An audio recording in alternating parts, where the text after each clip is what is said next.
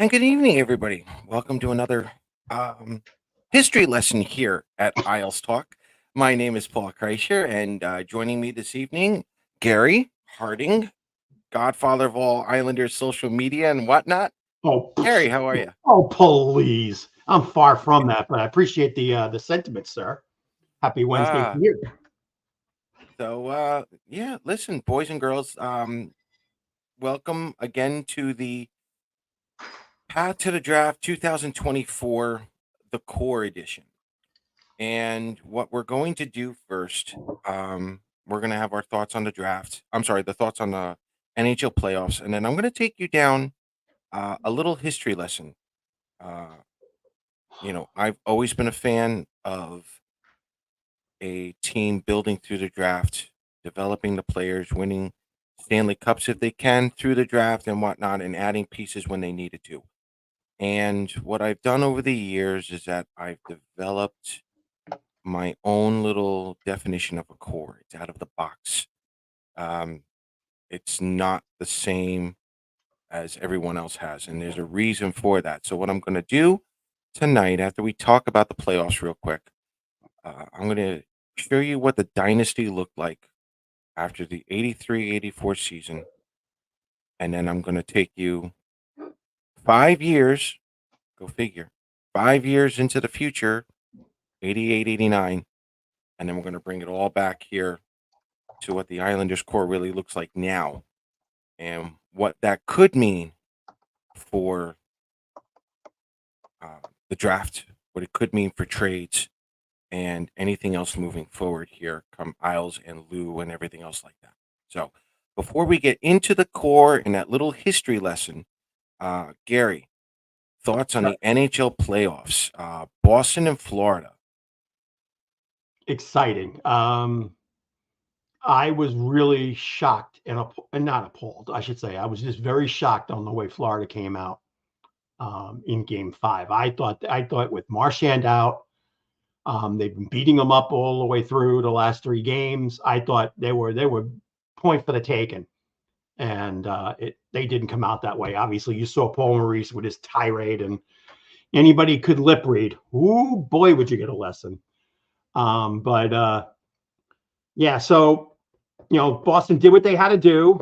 Got some good support from some of their non-core players, and of course now they're playing a Game 6 Friday in Boston with their rabid crowd behind them. It's gonna. I think it's going to take an even more Herculean effort for Florida to come out. I truly, I did not think this series was going to go 7 games. I really didn't. I thought Florida was going to pound Boston in like crazy because of the series they had before against Boston. Sure. Against Toronto, sorry. But yeah, definitely. I really think it's going to be Game 7 now, and it's up in the air. Yeah, no, this is still my favorite time of the year for hockey and sports and watching and whatnot. And I'm very excited for the fact that, Boston and Florida get to extend that series a little bit longer. I like the fact that Boston is now the underdog even further, and they still have a way to prevail so far. I still think it's Florida's to win here, or Florida's to lose, excuse me. But you got to give kudos to Boston for keeping it in there. But I think at some point, I think Florida, and we'll get to the Rangers at some point in this discussion. I think, down the road, I think, like you said, I think this is still Florida. Whether it goes 7 games or not, I don't know. If you're Florida, you really want to finish off Boston in 6 games. Finish this off in quickly. Moving on here, Dallas and Colorado. Nichushkin, I believe, is the one that is out for the next For 6 6 months. months. Yeah, he's in phase 3 now. He's in stage 3. Right. So at stage 3, he's out for 6 months, and then he can reinstate himself. If it happens one more time, it's 1 year, and it's not an automatic. Pretty much, it's an automatic reinstatement up to stage 3. But stage 4, yeah, he's got to go a year now. So that's not good. Yeah, and I think it just happened at the absolute inopportune time. He was leading the NHL in playoff scoring, playoff goals at that point. I think with 9, if I'm not mistaken. Yeah. So you take that out of the lineup, and I mean, Colorado can still handle it, but the great thing um, about Dallas is last year it was the Jason Robertson welcome to the star level. Now it's Tyler Yep. Johnson. I mean, this kid's just Yes. a few years old. He is amazing. He came onto the team, and from what I heard on the broadcast here tonight, Jamie Benn said, "I want to play with him." And when the captain says something, it usually happens. And sure enough, Dallas has been good up and down. And again, I've been following them with family up there for a while, so I like the way they look. I really thought Colorado was going to get, again, another one. I thought Colorado was going to give a tougher act, but they're not. But yeah, definitely, I really think it's over tonight in Big D. Yeah, no, I am going to agree with that. That's a big pain for, Colorado. Yes, Devon Tays is coming back tonight. I don't think he has much of a choice because the No. moment he left, Cale Makar has looked absolutely normal. Yeah. They do need each other. Colorado needs them in the playoffs right now. They got to do something. I'm agreeing with you though. I think this is Dallas's to close. Um, and again, Wyatt Johnson is the story, but again, even Robertson. Look, Robertson can get hot in the series if he really wants to. The amount of depth Yeah. that Dallas has right now, I think that's just going to overtake Colorado. Robertson had such a great year last year, but this year he's been good. He's not had fallback, but it's the point where they're at the stage that they don't need him. Last Right. year it was, they were heavily relying on him. Now they don't have Right. to because you got Johnson coming up. The Yep. defense is still strong. Hartley's been a great find. Yep. So that's what I'm saying. They're getting that all-around play, and all they hoped for in the last couple of years is that Andre would step up to the plate, and he's done that in spades. Yeah. Yep. So, sticking with the West, let's go Vancouver. Let's go Edmonton. Your team is in it. I got to give you props for that. They're in it. Yep. 2-2. Due to Listen, Mr. Pickard. Yes, I was going to say let's talk about that goalie situation. Who are you playing next game? Are you playing Pickard? Are you playing Skinner? What do you want to do, Gary? Pickard. You gotta play Pickard. No doubt in my mind, you gotta play him. Yeah, Okay. he, Skinner can be flashy, but Skinner can be very weak. And what did we say in September, Paul, when we talked about the beginning of the season? What did I say about Edmonton? What was the key? Goaltending. Like And that you was had the only Campbell thing you there said. with them at the time. Remember when the season started? Right. So I thought Campbell was going to have to step up, and he got hurt. Skinner stepped up. He was whatever, but Pickard's been basically laying in the weeds. He's going all along, and again, he's not flashy. He's not crazy, but he's getting the job done. And you got a power play at 50 freaking percent. 50%. Right. Yep. How can you? They should have walked over Vancouver by now with a power play like that, but goaltending has hurt them. I agree. But it'll be a great game, absolute great game tomorrow night. Really. Does it go 7? I think it might. I really do. I'm still pushing Edmonton. Edmonton was my cup winner from the beginning. Right. I'm sticking to my guns. But they scare me. And again, Vancouver's got nothing to lose. Tockett's done a great job with them. He's up for coach of the year for a reason. Right. He's got a bunch of he's got some stars, but he's got a bunch of nobodies that are coming up and having great efforts, which is fantastic. But so it'd be interesting to see what happens tomorrow. Tomorrow's pivotal for sure. The longer the series goes, the less of a chance Edmonton has if it is against Dallas. Yeah. Okay. I think so. Again, okay. I'm still sticking to my guns, but yeah, if Edmonton, Vancouver goes 7, and Edmonton wins, they're in trouble. No, either team's in trouble. Mark you. Right. The only plus on the Vancouver side is they will get Demko back, But how will he be after this long layoff is another Right. question indeed. But at Right. least you got your number one goalie as in a trophy candidate back in the lineup. But Right. give kudos to I can't remember get his name spelling right, the Latvian kid, but he's done a great job. Oh yeah. He's Yep. done an excellent job. Excellent job. Yep. Yeah. And I do like Vancouver's overall depth over Edmonton. I think Vancouver might be able to give Dallas uh I don't want to say a better run because, you need a complete team to beat Draisaitl and McDavid and Ekholm and, Mhm. Yeah, for all sure. of them.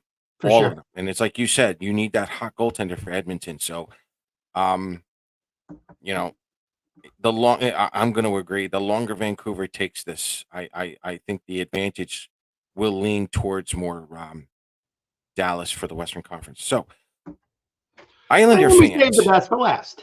yeah, we're saving the best for last, Islander fans. Listen, I'm probably gonna tick off a lot of people tonight. Oh, why not? You always like to Yeah, tick people off. So I what the do, hell? but this was actually unintentional. Um, yeah, believe it or not, but we'll see. We'll see what happens here. Um, I have a theory brewing around now that I've been going over the draft. I've been looking at the core of the Islanders. I've been looking at this now for the last couple of days, and I don't think you guys are going to be happy with it, but it kind of makes sense. Um, for starters, let's get to the Rangers in Carolina. This is still the Rangers to lose at this point. They're going back to Carolina. Carolina came back. Great game against the Rangers. As a matter of fact, Mhm. I did get kicked out of my family's house for the rest of the playoffs. I was quite happy about that. I was at their home, watched the game, got kicked out. You know who else? Um, Off topic on yeah, that. You know who else got kicked out of somebody's house? Kimmy. I know, Kimmy. Yeah, I know, I saw. that was funny. Um, That was absolutely funny. Gary, does Carolina have any shot at beating the Rangers now? Has the momentum really swung towards Carolina? I don't think fully yet. Um, Okay. you know me, I'm always a believer on the first 5 minutes of a game. Mm-hmm. With everything that's gone on, everybody wrote Carolina off. The Rangers are going to win 8 in a row. They're going to walk through everybody like it's nothing. And they fought their way back to these two, win these two games. I've been in Carolina on a number of occasions, and they got a loud building. They really, really do. And Right. if ever you needed those Southern people to, get drunk on their barbecue pits and their pigs, this Yes. is the night. This is the day to do it. Tomorrow's the day to Yep. do it. Yep. But they got to come out like there's nothing's business. And you saw in the stats last night, late in the game, the third period, they were out chancing the Rangers by almost 3-1. Right. Yes, it was a Rangers bad period, but that's what Carolina and we know as Islander fans is a We've fact. experienced it. We Right. experienced it. We know if they're gonna bring you to submission, they're gonna shoot from everywhere, and they're gonna get the pucks, and they're gonna get to these battles and win, and put everything back on net. Igor Right. looked human. He looked very human, and I know he can turn. He's got the ability to turn around and say, "Screw you, I'm done." You're done. But Right. it's I don't want to say that Carolina's going to win, but if they come out in the first period like they came out in the third in the Garden last night, then I would, if I was a Ranger fan, I would be concerned. Right. I wouldn't be worried. I'd be concerned. Right. Right. Let's be honest. I mean, we all know in this room there's no love lost for that team, Nope. but you have to be a hockey fan and realize what they have, and they Right. do have a tough squad from 1 to 20. But Sure. they were not at the, they were their 1 to 20 was horrible on the Right. third period last night. Um, here's my thoughts right now, and I'm not rooting for the Rangers at the moment here. But I did some poking around. I've done some asking, and I guess I'll go with the vibe at the moment here, boys and girls. if Carolina loses this series to the Rangers, there's a good chance that there's a good portion of these unrestricted free agents not coming back to Carolina next season. And you only have one more year of Brett Burns and company and whatnot from Think that about that, defensive boys and squad. girls. Okay, you've got maybe one more year of competitiveness out of Carolina. Maybe one more. And if the Rangers absolutely spank Carolina and they win this next series, tomorrow or it is tomorrow, right, Gary? Yeah. Yes, tomorrow night. I changes could be coming to Carolina. That's the vibe I'm getting so far. I'm kind of hoping changes happen in Carolina. They've been too good for too long, so we'll see what happens there. And I think that might actually play into the Islanders offseason, believe it or not. So, with that, Let me just make a comment. Let me just make a comment on go somebody ahead. in the chat. Go ahead. Brind'Amour will be Finish. re-signed. I mean, he's the only man to bring a team in his first 6 years as a coach to the playoffs, go 6 for 6. There is no doubt in my mind Brad Brind'Amour will be signed next year. So you could just take that thought and put it away. Yeah. Okay, next. Yeah. Nope, that's fine. So, we've come to the main part of this show, Path to the Draft 2024, the core. Now, I've been doing this for a couple of years, several years now. It's actually older than that. And what I do is I take a look at what made the Islanders successful. And I go back to the Bill Torrey days. And I've always been a fan of building a team through the draft, winning through the draft, and adding pieces when necessary. Okay. Having said that, I've been a Jimmy Devellano fan. I'm a Jim Nill fan. Dave Poyle. Okay. Steve Yzerman. They all get their roots. They all get their beginnings from Devellano and Bill Torrey. That's right. Those are the two architects of the NHL, folks. Okay. I'll even be a Barry Trotz fan, depending on what he does at this point, because he's been following Poyle now for God knows how long. So I will be a Barry Trotz fan, depending on what he does. So getting back to my original premise here on what a core is. It's a winger, it's a centerman, it's a defenseman. This day and age, you get a little bit of both. You get some wingers who can also play wing. You get wingers who can also play center. But for me, when it comes to drafting a core, I'm looking for a winger, centerman, defenseman within 3 to 5 years. I've actually expanded it to 5 years. Okay. The closer they are in years, there seems to be more of a cohesion. There seems to be better chemistry when they've been drafted closer together. Pretty much because they get to grow up with each other and they learn how to play and whatnot. So it was originally 3 years, but I've been able to bend that a little bit to 5 years. And what I've noticed, that's where you can fill in some missing pieces in between those 5 years. Anywhere after 5 years, I get very nervous. It's like, ooh, this is a little too far apart. So at the end of the 83-84 season, the New York Islanders went to the Stanley Cup Finals for the 5th time in a row and lost to the Edmonton Oilers. Okay. This was what the Islanders had at the end, basically, of their dynasty. Okay. Pardon the crude Excel spreadsheet here. Yeah, And I I've already broken down. Yeah, he ripped me on that one. Okay. So I have 4 categories here: the Twilight Core, the Core, the Young Core, and the Future Core. Okay. The Twilight Core in itself are players who are basically in their twilight years. Anywhere from 12 to 15 years, you kind of know they're almost done. Okay. Regular season, you're not really worried about what they do in the regular season, but if they're healthy come the playoff time, you want them to step up, and that's where they come into play. Okay. The core the young core, that's your meat and potatoes. That's where you have the players who should be stepping up, who should be getting, the attention, should I say. And then you have your future core where they have promise, they can contribute right now, and that's the added depth that an organization needs to get further into a deeper playoff run. Okay, so those are the four categories. And if you take a look at the Twilight core, Gillies, Henning, Potvin, okay, this is not based off of talent, folks. This is just basically where each player was drafted. Okay.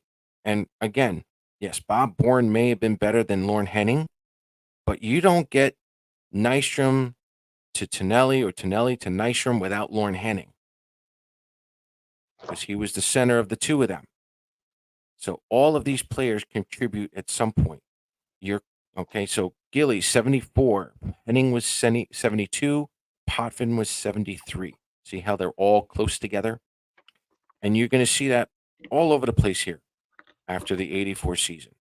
Bossy, Bourne, and Person. Okay.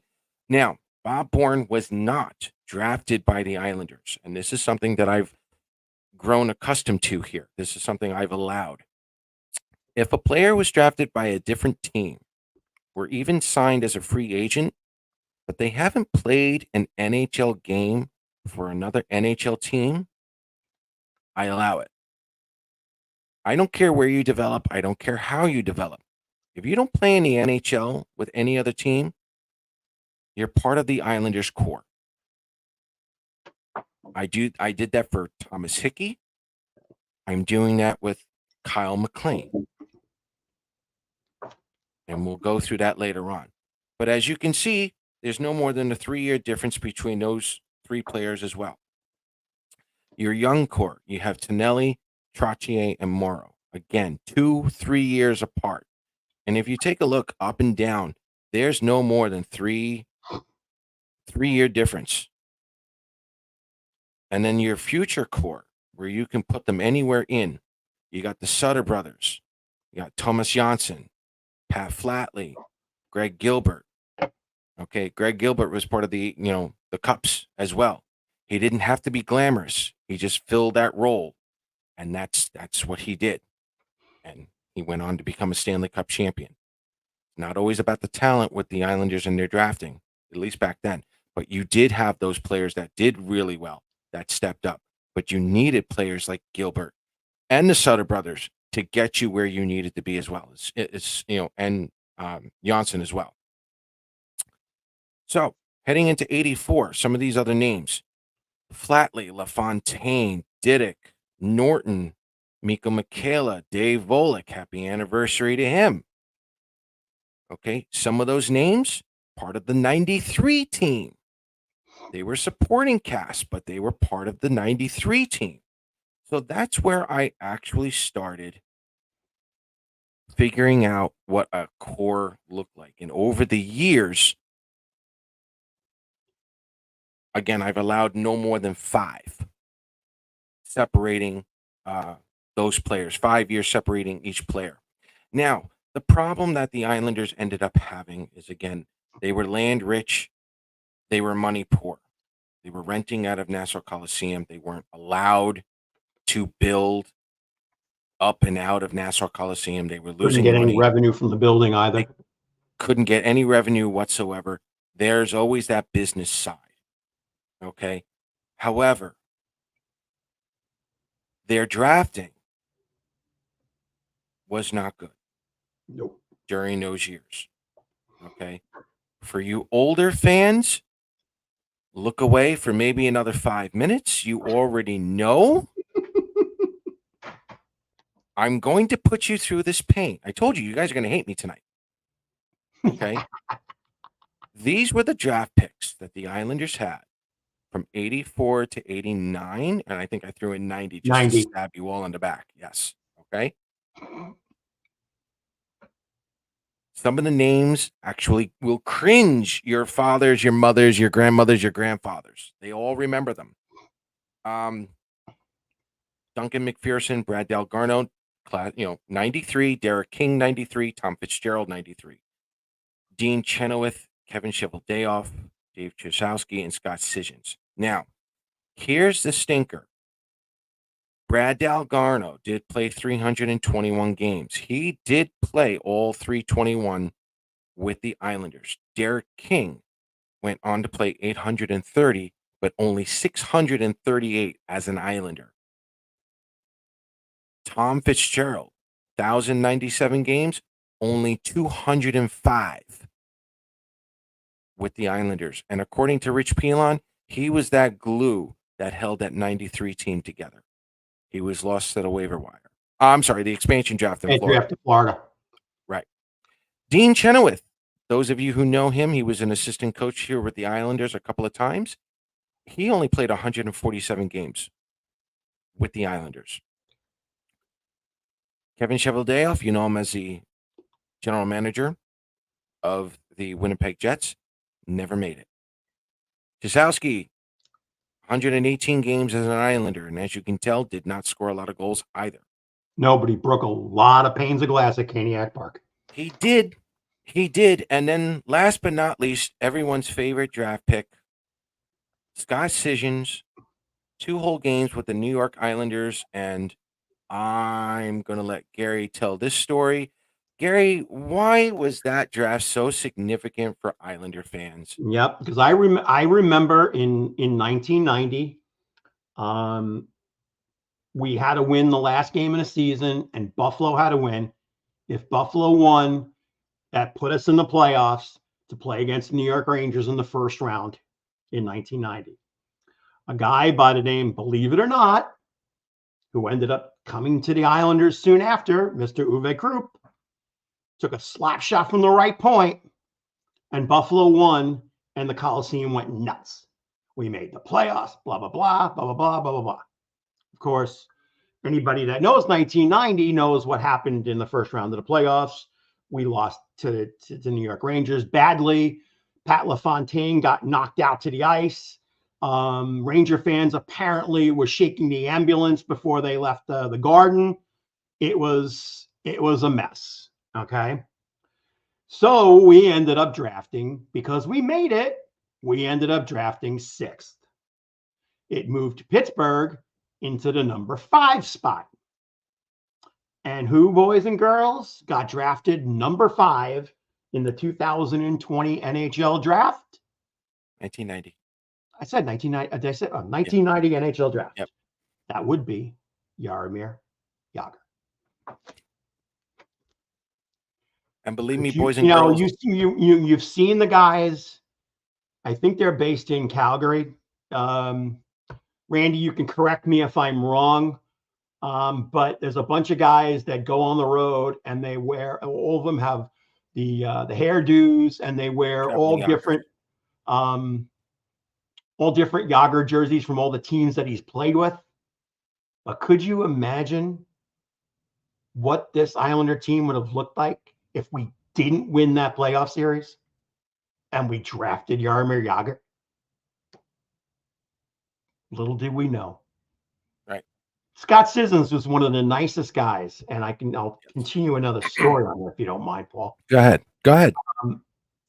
He came to a Booster Club meeting early, I believe, in the 91 season. He wasn't playing with the team at the time, but he came with, I can't remember. It was 34 years ago. Right. But he came to the meeting with somebody, and then when we had Booster Club meetings, we had players come and they talked and had Q&A with the members and stuff. And then at the end, they would sign autographs, sticks, shirts, whatever anybody had at the time. There was no. It's not like now where trying to get to a player is like almost impossibility. It was a lot different then. So I remember being there, and I remember somebody, and I don't know who it is, but the guy had the unmitigating gall to basically, and I'm totally paraphrasing this. I am absolutely paraphrasing this, but he says, "Do you imagine if we didn't score that goal, that you wouldn't have been here, and Jaromir Jagr might have?" It's something along those lines. It just, right. That just, 30 years later, you go, oh, damn, what would Right. it have been? So I just figured I'd So, bring up a little yeah. education. Now, it wasn't the fact that over those 5, 6 years that Torrey did not draft poorly. He didn't draft poorly altogether. He did bring in some role players in that 2nd through 7th rounds that did make an impact on this Islander team. But there are fans right now today who would love to have Brock Nelson traded, Anders Lee traded, some of these older vets for younger players. And there is a reason why. I understand where they are coming from. Okay. This was Clark Gillies' final season as a New York Islander. This was his stat: 55 games, 4 goals, 10 assists, 14 points. Butch Goring, I believe this was 85, Gary. Gillies, I think, was 86. Goring was 85. 29 games, 2 goals, 5 assists, 7 points. Okay. Tonelli was the killer here. 20, 41, 61 points in 65 games. If there was ever a mistake, looking back on it now, it was probably trading John Tonelli. But again, money issues arose. It was very tough to keep these players at the time. And then you have Dennis Potvin's final numbers as an Islander: 72 games, 19 goals, 32 assists, 51 points. But Potvin was retiring due to injuries as well. And then the biggest one, Mike Bossy: 38 goals, 37 assists, 75 points in 63 games. Mm-hmm. Okay. In hindsight, boys and girls, Bill Torrey said, yeah, I probably should have traded some of these players early. Okay. However, it was unheard of, even back then, to trade first-round picks for players who could help you now. Okay. If Bill Torrey was able to trade, I'll throw King and Fitzgerald. I'll throw those draft picks in there as well. If they were able to trade those picks over those years, again, in hindsight, for players to help the Islanders now, I'm sorry, back in the 80s, the mid 80s, early 90s may be looking a little bit different. 93 still probably happens, or I should say 94, 95. The jersey behind me may still happen. The logo on Gary's hat may still happen. The money wasn't there. But could have the Islanders been a little more competitive while Torrey was drafting better? Maybe. And here's why. This was the Islanders' core after the 88, 89 season, where the Islanders finished in last place for the first time in a very long time in their franchise. Oh, excuse me. Working on it. Wrong one. There we go. This was 88, 89. This was the end of their season there. Gilbert was a twilight. Trottier in 74, 15 years with this organization.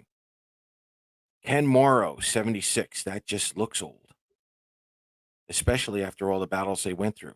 Miko Michaela didn't last much longer. Daryl Sutter although ended up you getting are traded. young, it's Makala, but that's okay. Oh, Makala, that's right. Thomas Janssen did not play much longer. Dave Volek was part of the young core. Again, he was part of that 93 group. Pat Flatley. Ken Norton, 93. But again, he ended up leaving. And then you have Derek King, Brad Delgarno, Tom Fitzgerald, 93. Did you For some say of you, Ken Norton? Did I say Ken Norton? Yeah, I think you did. It's Oh, Jeff Norton. anyway, Norton. Norton. All right. Pat LaFontaine is still there, but again, folks, this is not based on talent. This is just what we had. Trottier would eventually move on, and LaFontaine takes over. But again, Sutter and LaFontaine were all traded a couple of seasons later. But you had Marty McGuinness, you had Travis Green in this core right now. Jeff Finley, Dennis Vasky, Rich Pilon, Vladimir Malakoff. These were the beginnings of the 93 team.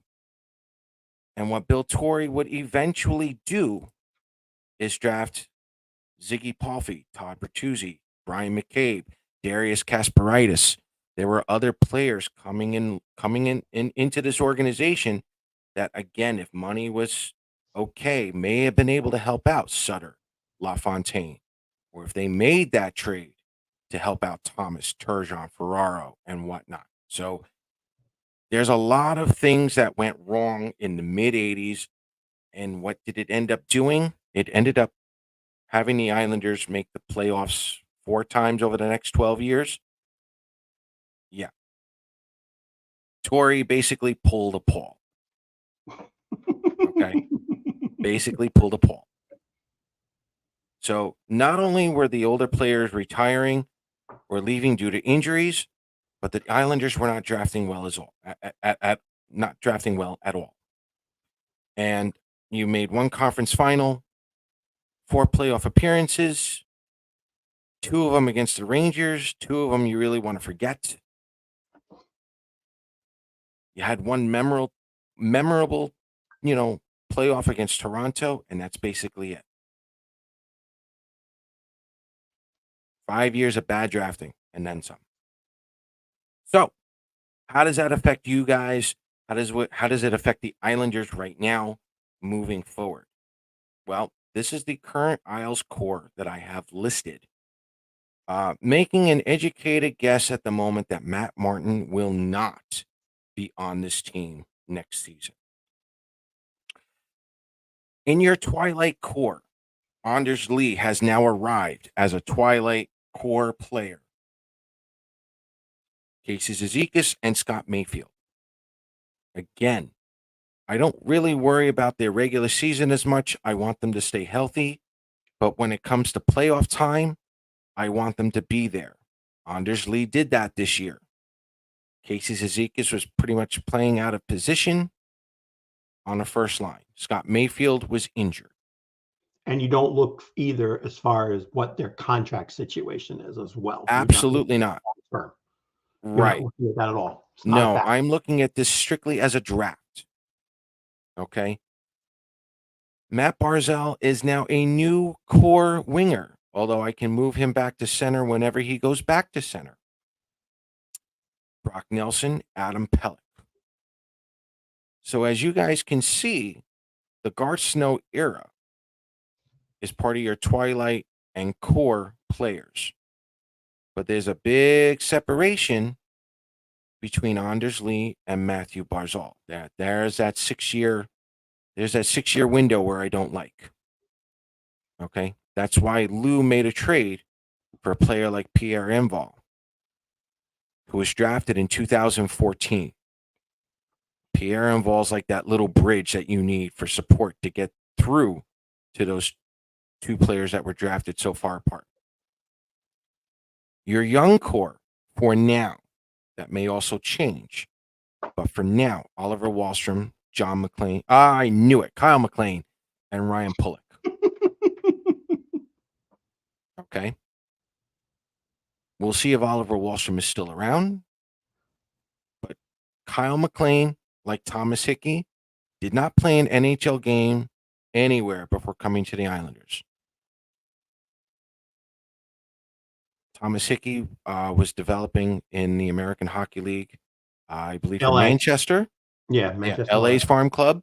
Yep. And never got a chance to play in LA. I don't care where you develop. If you don't play an NHL game, you're an Islander. That works. It worked with Bob Bourne. It worked with Thomas Hickey.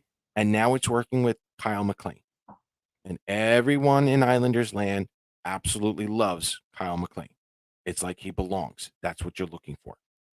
And then you have Ryan Pulock there as a quote-unquote young core. Okay. A lot of this is going to change over the next couple of years. Here is something that I have not been able to do in a while, and that's properly fill in this future core. Okay, Simon Holmstrom for 2019. Alex Jeffries for right now. I have him at center. I will probably be moving him to wing, but he can play center if need be. And then, of course, we have Noah Dobson and Samuel Bolduc from 2018-19. But here's another reason why Lou made 4 straight first-round draft picks, trading them. Okay. 2020, you're getting J.G. Pageau. J.G. Pageau, 2011 draft. That helps out the Garth Snow era for a win-now situation. Ditto for 2021 when you're drafting Kyle Palmieri, 2009 draftee. That helps out the Garth Snow era. That's a literally win-now moment for both those Islander teams, and they went to the Eastern Conference Finals. And as of this moment, no one from those picks from those other teams have made it to the NHL yet. Not even close. So now we're entering 2022. The Islanders are in UBS Arena. Finally, a little late. But the problem that the Islanders had, and we have discussed this ad nauseum, the Islanders walked into UBS Arena with roughly $100 million in day-to-day operations debt. From Brooklyn, the 2 COVID seasons at Nassau Coliseum. You accumulate that much money. You're in a brand new arena. You're forced to win now. Could you have done a rebuild? Maybe. Don't know if I would have done it with the 2022 draft. It was good, but that would have taken longer. The Islanders didn't have that. So what do? Well, if you notice here, even with Matt Barzal now moving over to wing, there's a little bit of a stretch here. Nelson in 2010, McLean in 2017. There's a too long, 7-year distance between those two. Okay, so you bring in Bo Horvat in 2023, but in 2022 as well. Look at Ryan Pulock and Noah Dobson. There's a 5-year difference there. You need help on the defensive side. You bring in Alexander Romanov, 2018. There's more of a buffering now for your younger core. You bring in Bo Horvat, who's a 2013 pick. He's that actual bridge for Nelson and McLean. So unlike Torrey, who wasn't able to bridge the gap properly with his first-round picks, Lou was able to trade those picks for players who could win now, or in this case, from a draft perspective, fill in those gaps for some of these players to develop because it was going to take longer, which is why I've had a pleasant conversation with some people that if the Islanders were to trade everybody off right now, from what you're seeing here, guys, you're looking at least another 7 to 10 years before the Islanders would be anywhere near playoff contenders.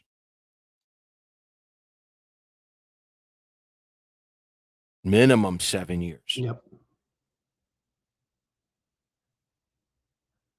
Okay. This is the outline I use. This is where I get all my crazy nonsense from. It's proof right here. If you want to trade Brock Nelson, there's no one in this pipeline except for Matt Barzal to move over back to center.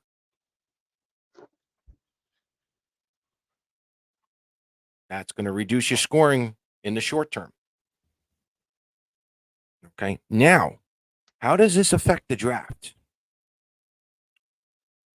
Well, Here's the thing, boys and girls.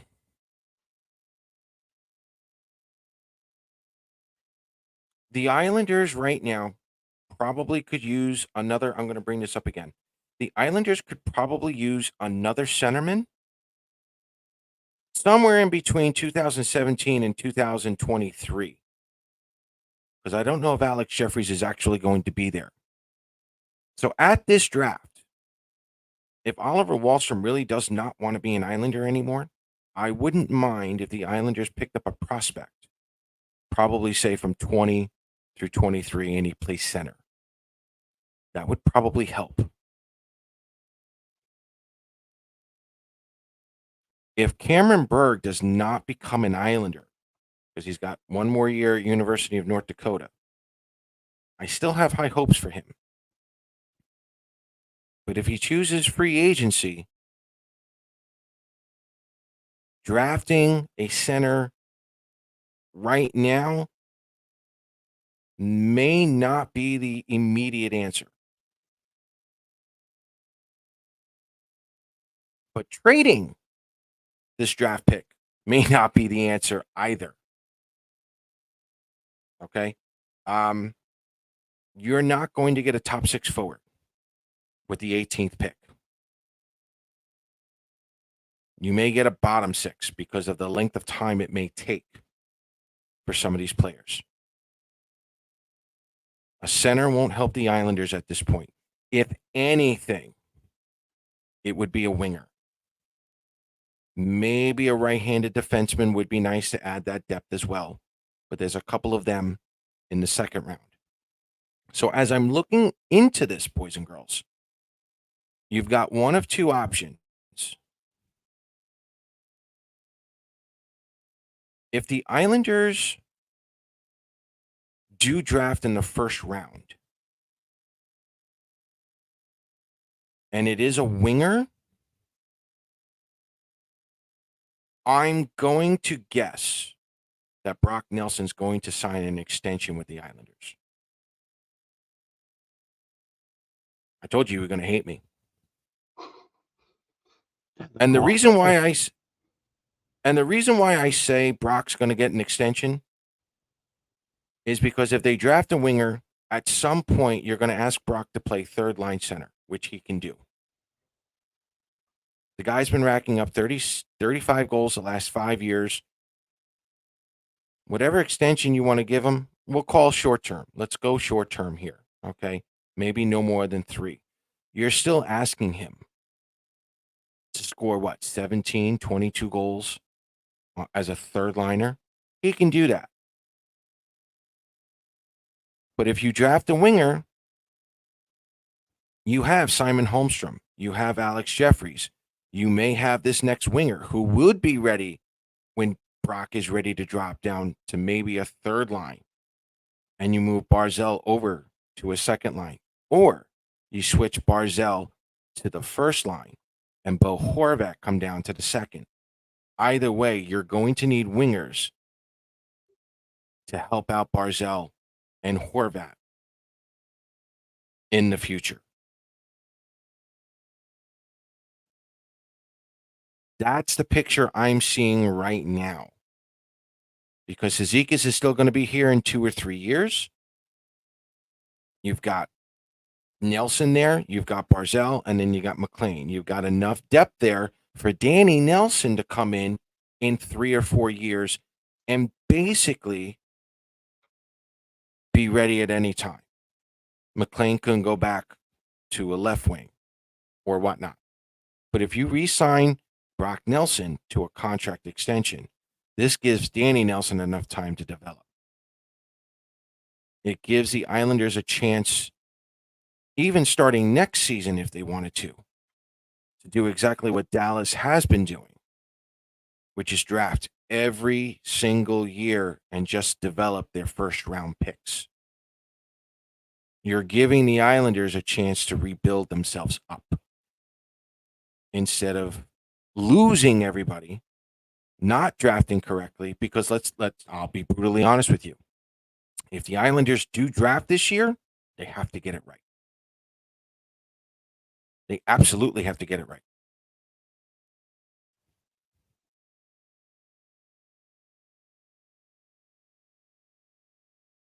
second round, I like some of the I like some of the right-handed defensemen there. I'm not going to lie. But again, that's a crapshoot. But in terms of maintaining the core and bringing in a few more kids to build up the foundation here for a future core, the Isles may actually go re-signing Brock Nelson to an extension. And again, we know he's 32. I don't think Lou's going to give him an 8-year deal to take him to 40. I don't think that's it.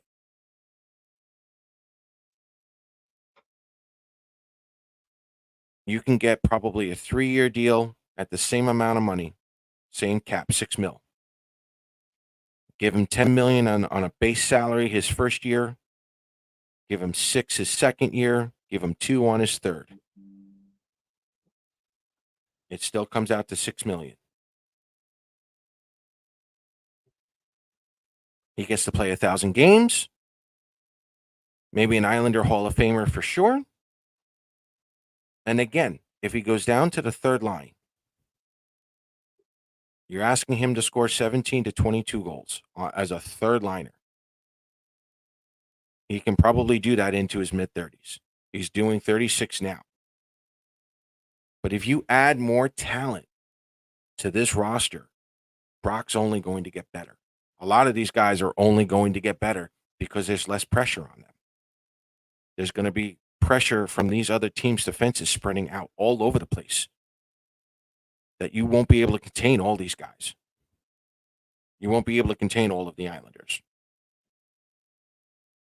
So heading into this draft, for me right now, because of the core, the way it's set up,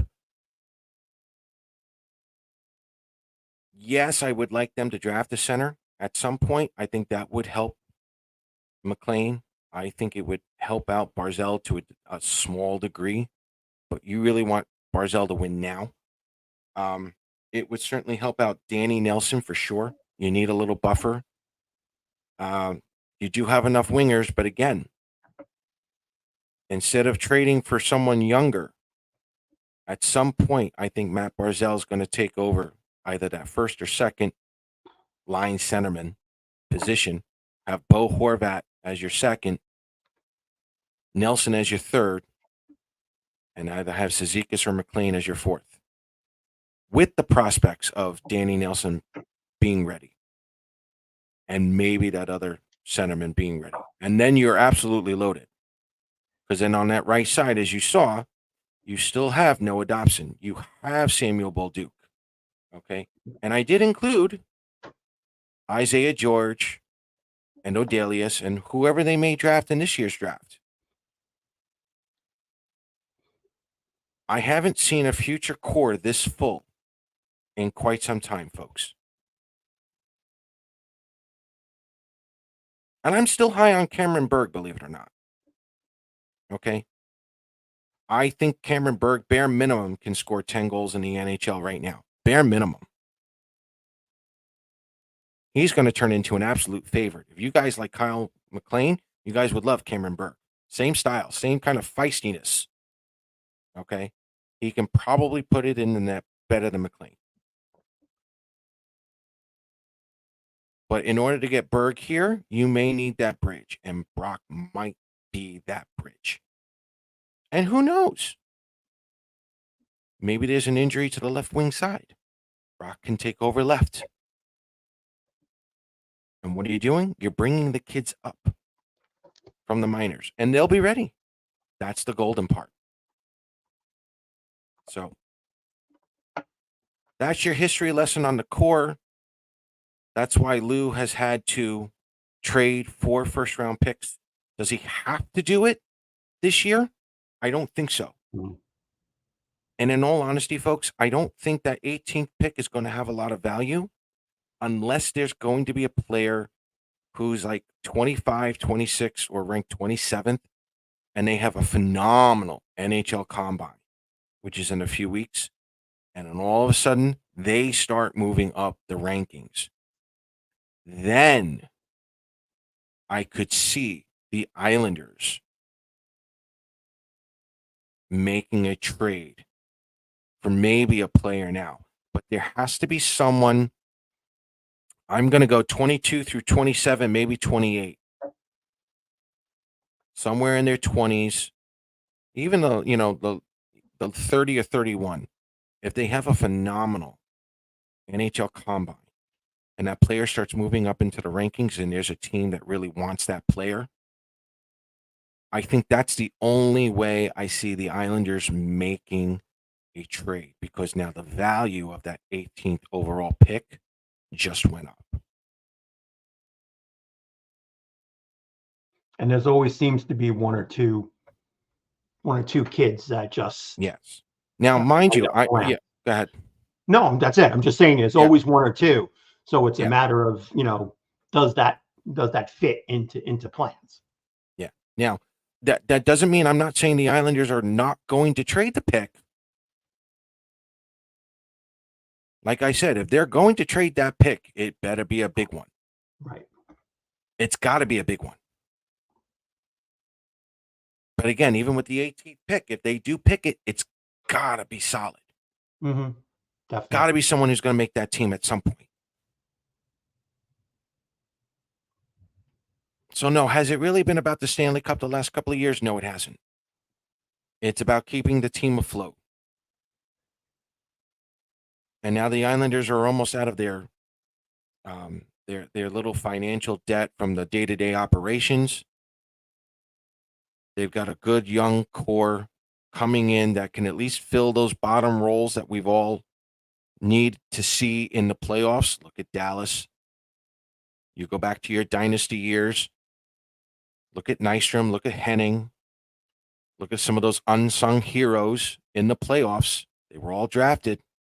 You need those types of players moving forward.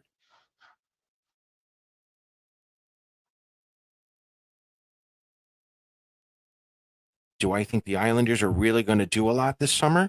I don't think so. Not looking at this core. Not looking at what the Islanders have. Honestly, if you're going to trade Brock Nelson, you better get a king's ransom. Like, you better get a lot. And I'm just not talking prospects. You got to fill that farm up. You got to get at least 2 players who can play now.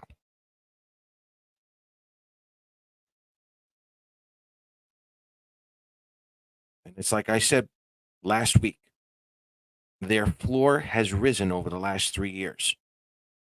This team at worst was 87 points for 3 days. At worst.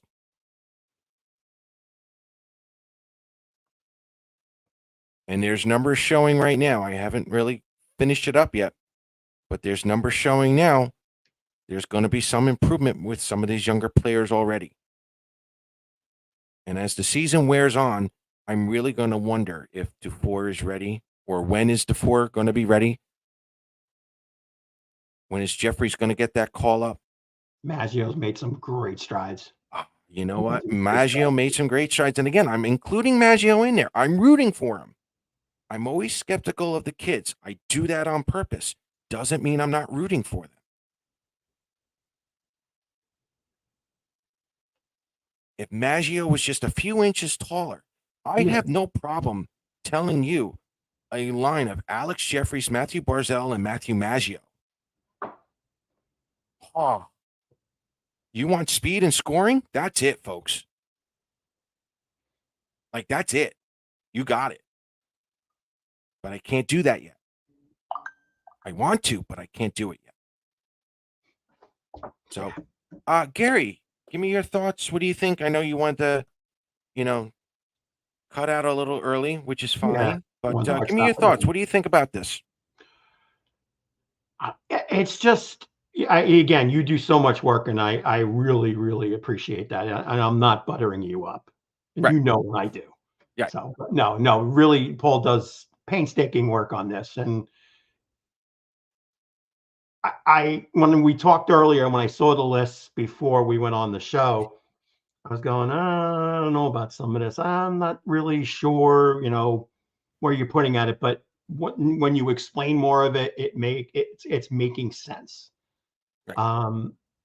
There's a good talent pool here, but people don't.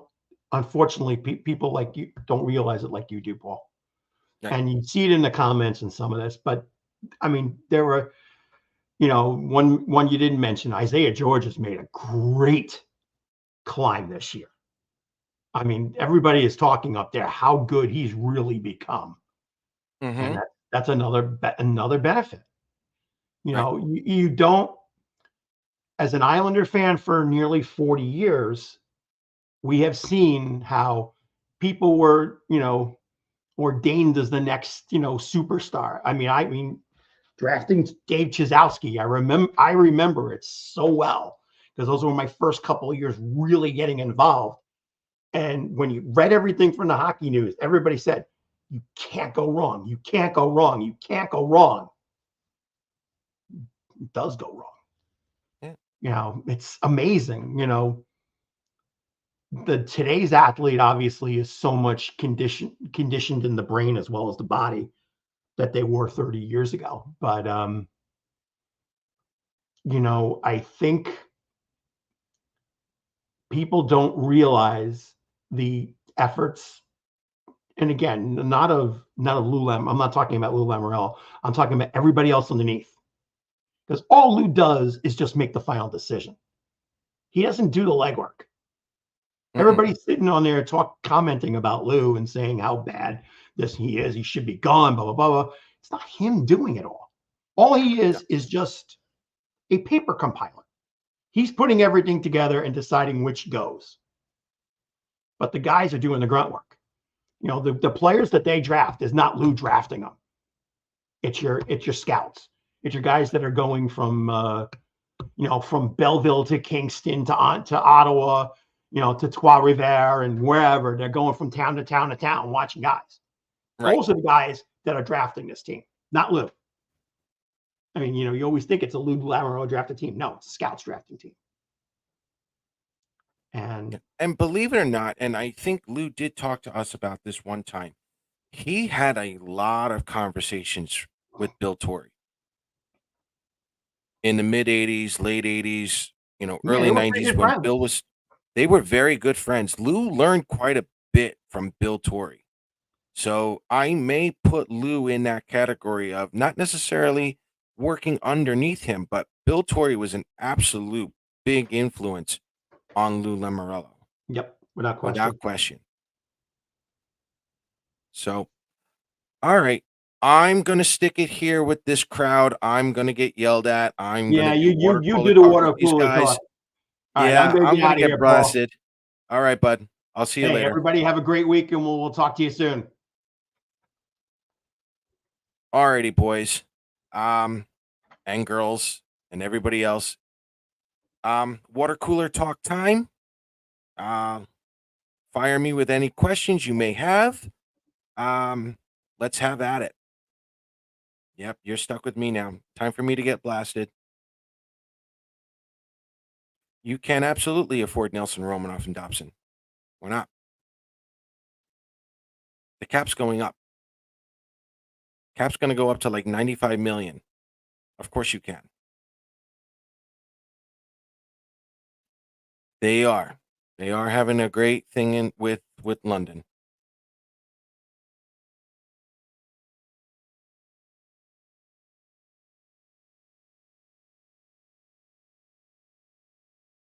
Do you see any improvements to this team at the NHL level? Oh yeah. Oh yeah. And first and foremost, Greg, I want to know. Well, not necessarily. I want to know. I'm very interested to see what Patrick Waugh is going to do with a full training camp, bringing in some of the players he may want, the coaching staff and whatnot. We still haven't gotten any of those answers yet. That right off the bat. And again, for those of you who may watch or follow Peter Schwartz, he basically asked John Ledecky, and Ledecky basically said the same thing. They're all anticipating something from Patrick Waugh and the work that he's going to do, so on and so forth. Yes, Isaiah George is in London. And yes, the Ontario Hockey League produces probably the most, or no, it's not probably. They do produce the most NHL players, London especially. But this is the thing This is the thing with Isaiah George. Okay. I'm not knocking him. He's having a great playoffs. So did Michael Dow Cole. Okay. You guys have to remember something. Isaiah George is a 4th-round pick. Not a first. He's not a top 10. He's not a top 20. He's a 4th-round pick from 2022 who is on a very good team. They were favored to go to the Memorial Cup Finals this past year. They're doing it now. The amount of prospects on that team is phenomenal. The reason why I'm pumping the brakes on Isaiah George is because I want to see him play in a tougher environment. I need to see him play under a little more pressure. Yes, the playoffs do help, but the team is that talented in the Ontario Hockey League. I'm not going to put any kind of judgment on him until at least his second season in Bridgeport. I always do that. There's a difference between the Ontario Hockey League and the AHL. Yes, London versus Moose Jaw, without question. Alex Jeffries challenging for a roster spot this fall. I don't think so. I think they're going to let him play that out.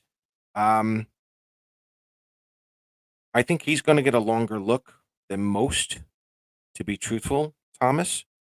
I think William DeFore should get somewhat of a longer look, but I think those are the only two. Everyone else, send them down.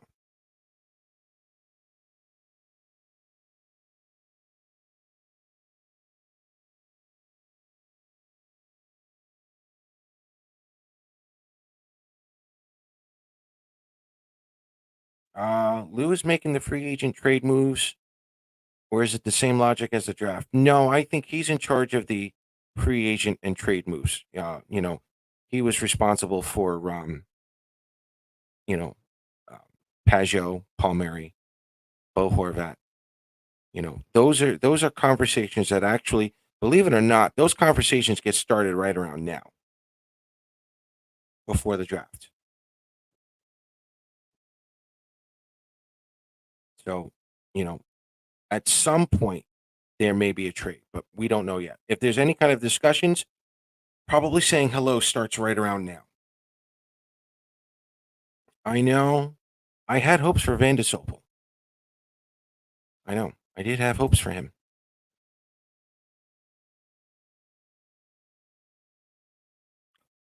Uh yeah, listen guys, I'm not this is what all right. I'm going to talk about this real quick. I know Lee's been traded, Brock Nelson's been traded, Ilya Sorokin's been traded. I'm waiting for Niles to get traded. I'm waiting for Sparky to get kicked out.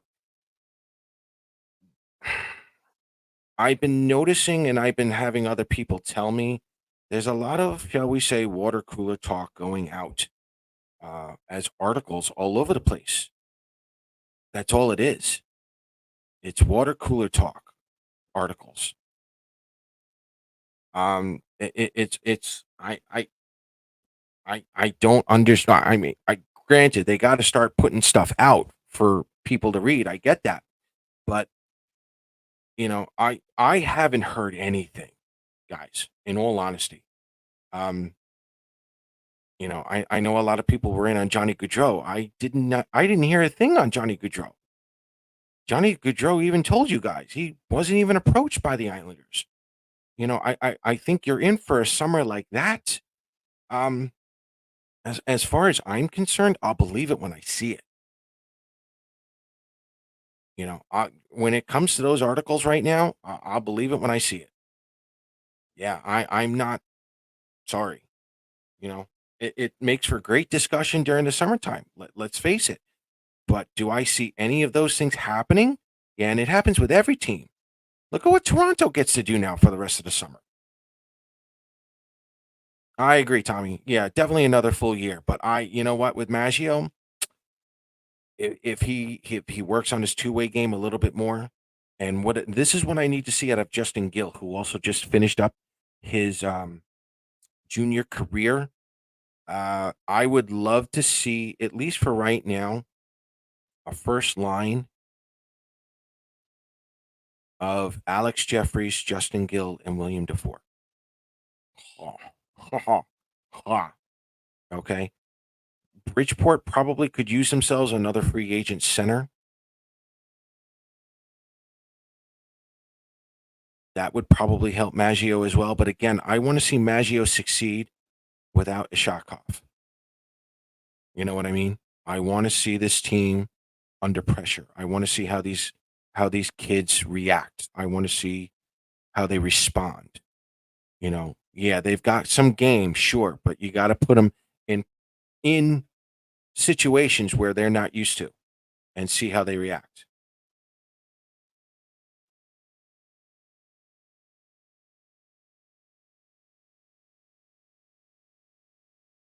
Yeah, see, guys, I haven't even heard that Sorokin was even mentioned in trade rumors anywhere except for like the stuff going on this summer. Like nothing.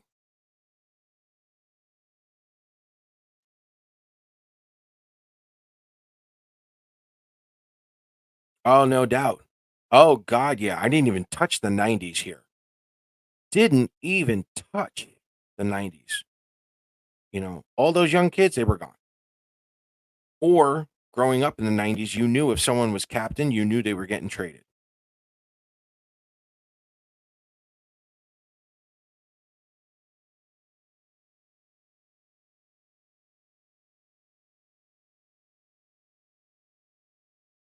Yeah. Yeah. Yeah. Holmstrom Amendment claim will get re-signed. Oh yeah. I'll go. I'll go. I'll go again. I think for right now, I think Holmstrom's going to be your second line left winger with Nelson and Palmieri next season. I think the Islanders are at least going to give him that shot.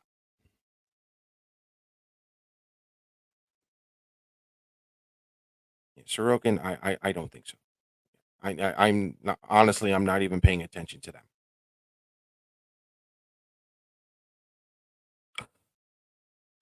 Greg, because of the draft, I don't think anybody's going. I don't think anybody's going just yet. I don't think anybody's going. Tommy brought up Pajot. He's got an extra year. Okay. Again, the 18th pick and Pajot is not going to get you anybody. Sorry. Again, I used this last week as a reference to the draft after I think it's around pick 15. Okay. Remember this picture? Boom. There's your drop off. Okay. It's not that the picks are going to be bad. They're going to take longer.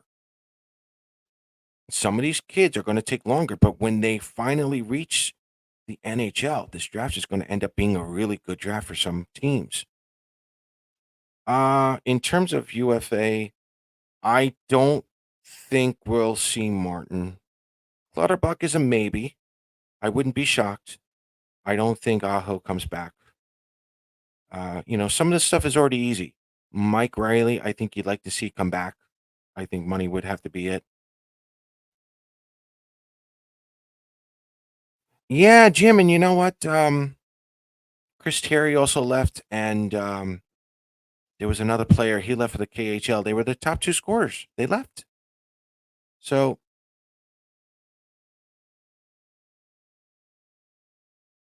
Barzell was 16. Yeah, okay. Yeah, but in this year's draft, the drop off is pretty steep after 15. This year's draft in particular.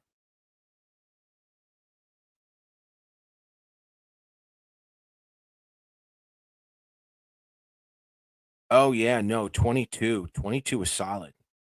22 is absolutely solid. This is a year, folks, if I'm going to compare this draft to any other year, I may go 2019. I may go 2019. And there's enough good group of kids in Bridgeport right now where I would almost be tempted to go out and say maybe the Islanders would draft themselves a European and bring them over early. Maybe. I haven't gotten there yet. I got to get through the NHL combine. I'm waiting for anyone else to move up, move down in these ranks, and go from there. Thank you, Androhoff. Andy Androhoff. Yeah, he fled to the KHL. No, it's not the strongest draft, but it just means they're going to take longer.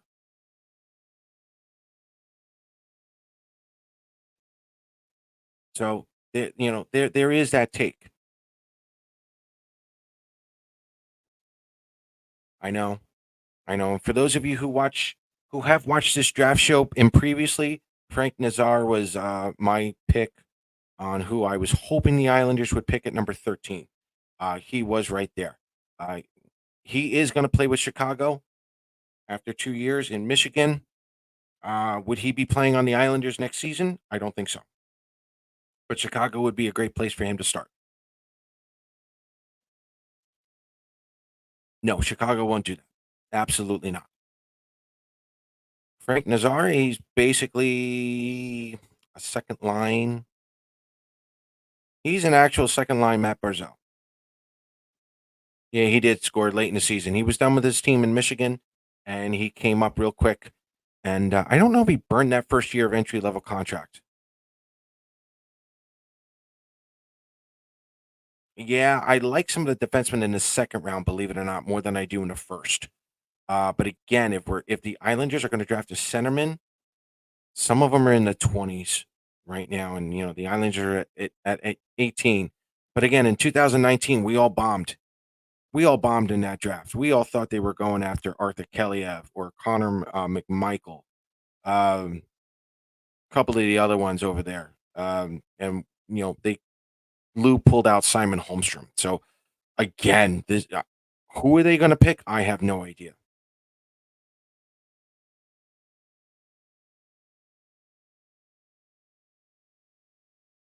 Oh yeah, yeah, yeah. No, you're right. Yeah, yeah. No, you're right, Mike. I'm sorry about that. Yeah, no, it was the 13th pick in Romanoff trade, and was Frank Nazar. Yes. Yeah. We have, and believe it or not, Ryan, I've actually talked to a couple of scouts already. Some of them are telling me that again, depending on the development and where they go, you could have some second rounders actually winning this draft. Once we do a couple of redrafts later on down the road, there's a couple of kids that may just need extra time.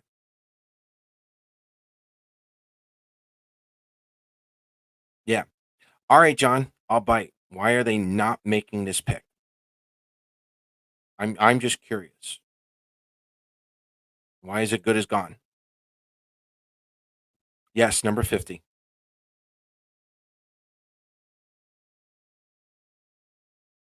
I'm just curious. Oh, well, you know what? Let's do it this way.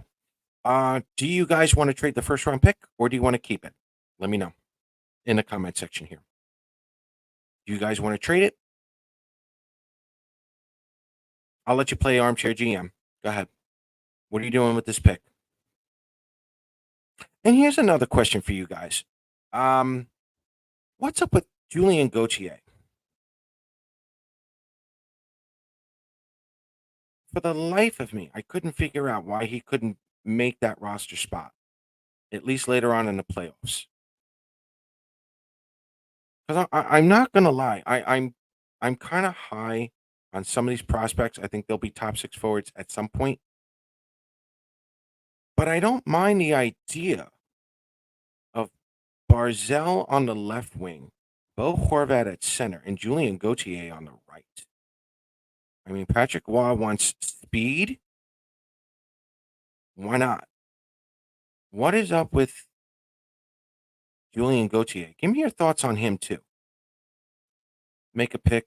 They can get value back on it and trade in the market.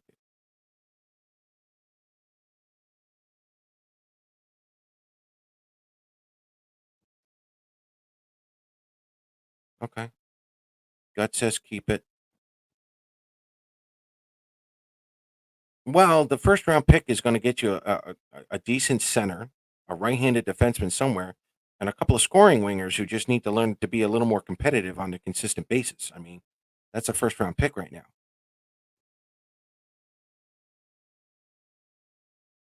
Exactly. Exactly. All the tools and no toolbox. You got to create your own toolbox.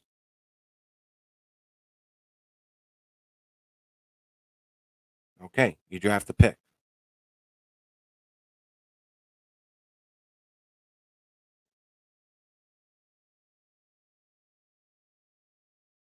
Yeah, as of right now, Thomas, we haven't had a seventh rounder play any NHL games anytime soon. Tikkanen might be the exception to that at some point. We'll see, but I'm not worried about the seventh pick at all.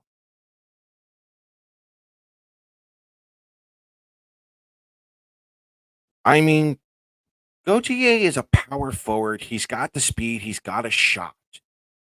And really, all you're asking him to do at this point is replace Matt Martin's numbers and make up his own.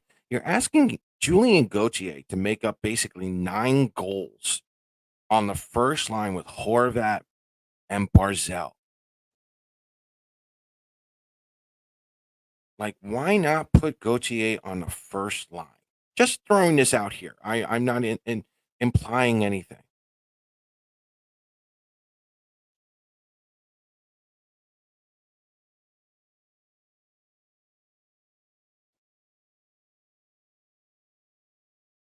Okay, cool. Maybe it's that, maybe it's that younger center I was hoping for. Maybe it's someone on the wing. I don't know. Maybe it's a restricted free agent that we can have a little more control of instead of an unrestricted free agent this time. That might happen. I don't know. Yeah, yeah. The Romanov type, I kind of agree with.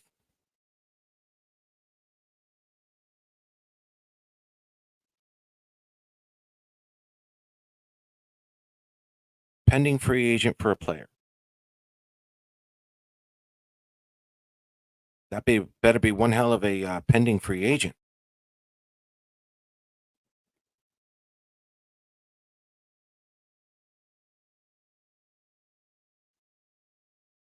Now remember, pending free agents, you're only looking at 2 to 3 million max. So he's got to be a youngin, maybe a restricted, or Oliver Wallstrom for a pending unrestricted free agent, where we can grab maybe 2 to 3 million. That we could afford, maybe.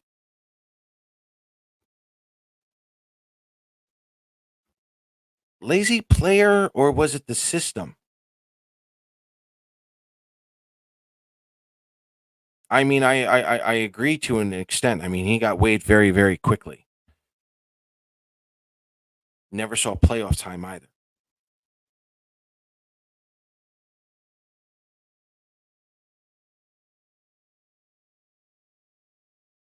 There we go. Work ethic. Okay. Yeah. Again, and I was so mad. I mean, Holmstrom literally said at his exit interview, and I got to be more mindful to shoot the puck more. Like, guys, I've been saying that now for God knows how long. It's just, I've been doing that since he was drafted. Oh no, I don't think we can afford Pinto. That's a great idea, but um, that ooh, wouldn't mind that at all. But I don't know.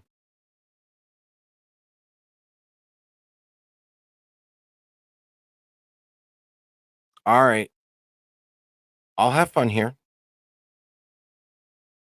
Make up your trade for Pinto. It's May 15th. I don't care. May 15th. Come up with a trade package for Shane Pinto. Pajot in the first round is not going to work. It's not going to get you Shane Pinto. Sorry. Keep going.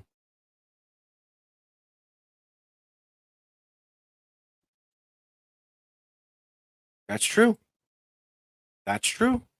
With enough time, they're all good players and they're all filling in that role. Absolutely.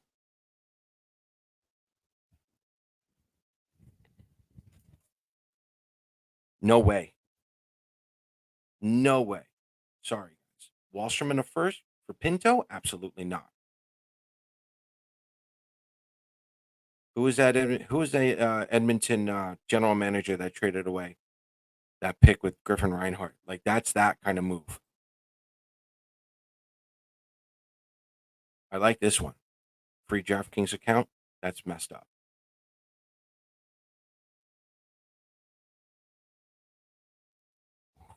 I hope there's humor in this. Chiarelli, thank you. I hope there's humor in this. Good lord. Um, but no, that might actually do it. Thompson in the first for Pinto, at least at 18th pick. Yeah, yeah. Maybe Romanoff and Romanoff in the first for Pinto. Ooh.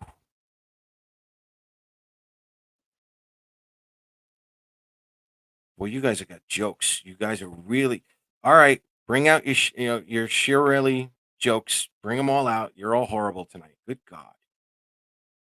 Oh no, I don't know.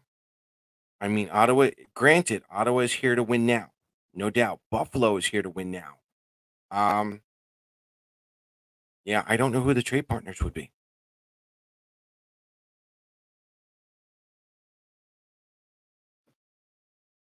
Yeah, exactly. Yeah,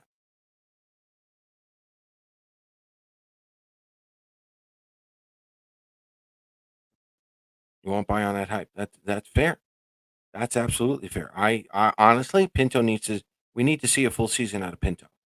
Personally, would he fit a bottom six role? Probably, probably a little bit better. But again, he's going to be costly. He's going to be looking for some money as well.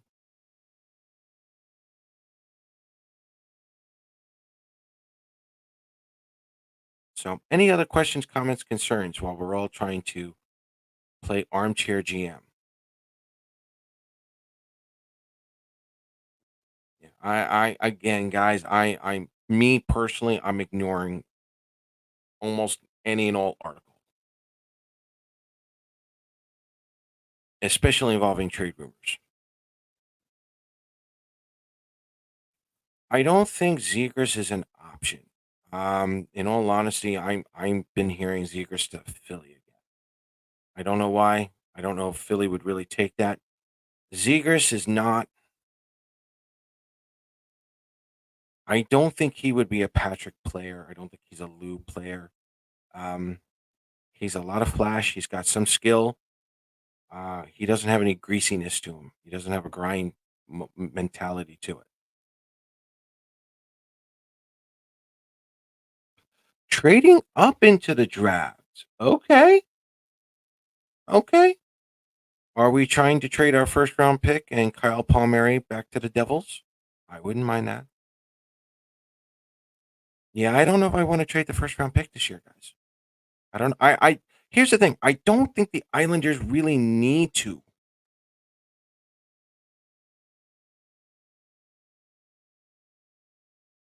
Okay. Okay. And again, he has to okay the trade. Um. Yeah, you are trying to free up some money, but all right, Jim, go along with that. But again, I'm not gonna lie. Also, I kind of like that. I kind of like the chemistry between Lee Pajot and Enval. I mean, let's face it. That's probably the most experience Pajot has had on this team since he got here. They did pretty well as a third line.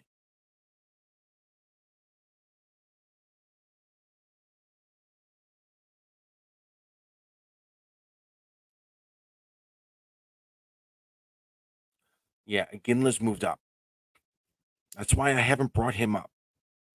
During the middle of the season, Iginla was literally between 15 and 19 consistently.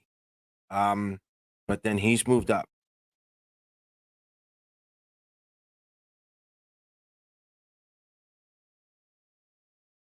Okay. Okay.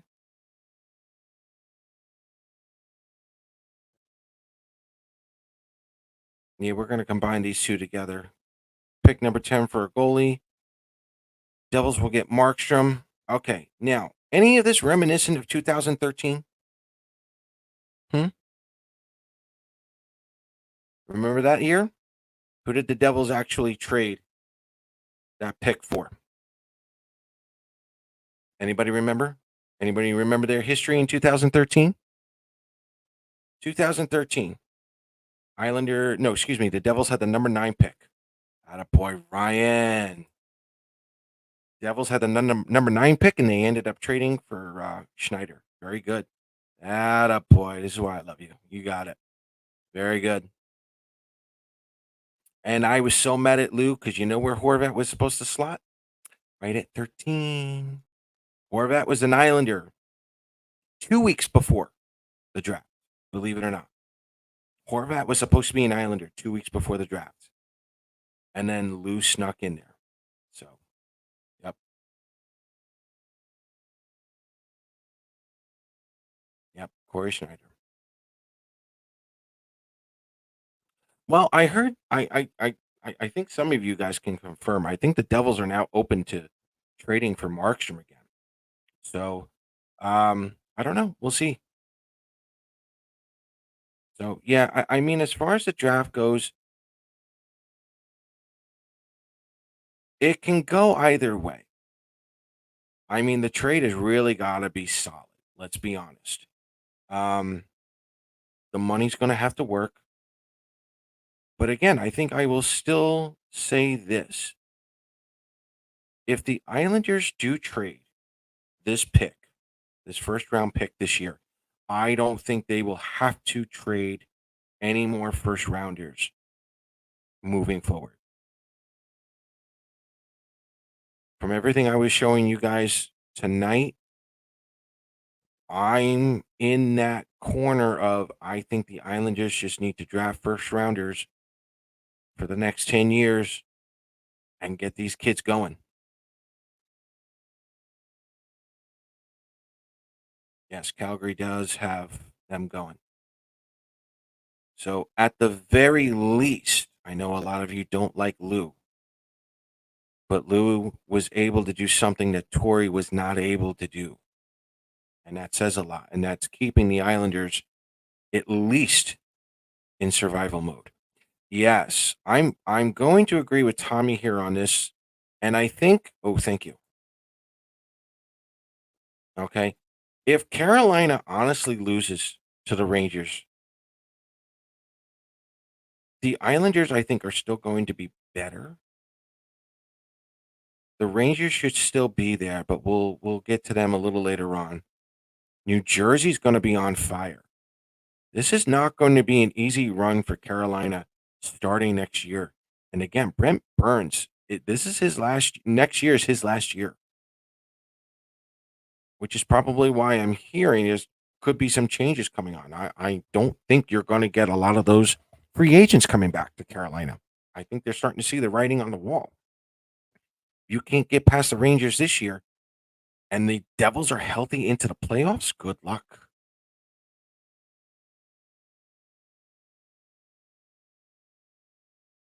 Three-team trade: New Jersey, Calgary, and the Islanders. Who do we want? I want Sharagovich. Hi, Randy. Give me Sharagovich. Please. Yes.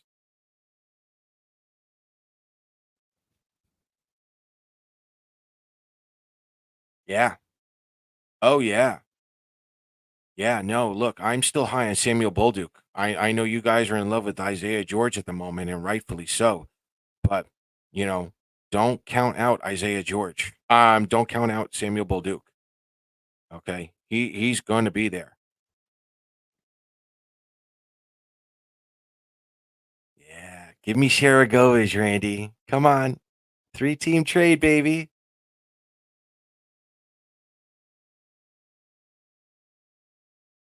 Give me Sharagovich. Yeah, you know what, Tommy? We're going to talk about Florida a little later on when they're actually out of the playoffs. I agree. Bolduc does need to play, but in all honesty, this is where I wanted Bolduc to be anyway. I I did not mind him being the seventh defenseman, but I think him, Wallstrom, a couple of these younger kids, they need a fresh start in the sense that they need to have a structure. Wa's going to bring that structure. Um, if they're on the team, this is what they're going to be doing for the next couple of seasons moving forward. So they have to get on board with that. You know, you can't have three coaches in 2 years. So that's what I'm really looking forward to seeing. I want to see those kids progress in some way.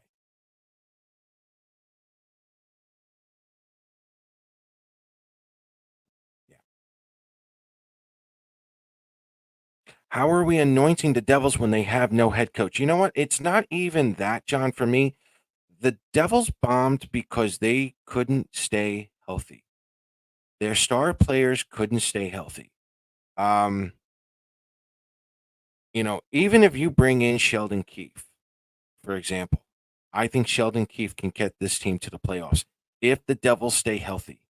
Um, Markstrom is going to definitely help you get into a playoff run if you're the Devils. Um, there's enough in that group where they should not miss the playoffs for the next 5 years if things come into play. No, Green is coach for the Ottawa Senators. Right. Ottawa. Right. Nope, no problem.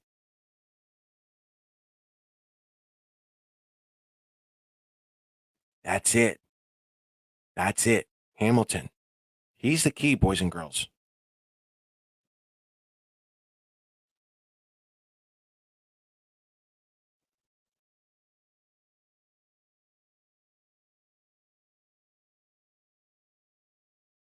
That's right. Yeah. Tom McClellan. Tom McClellan can get the Devils to the playoffs. Absolutely. Yeah, the Devils are going to be tough. There's no doubt about it.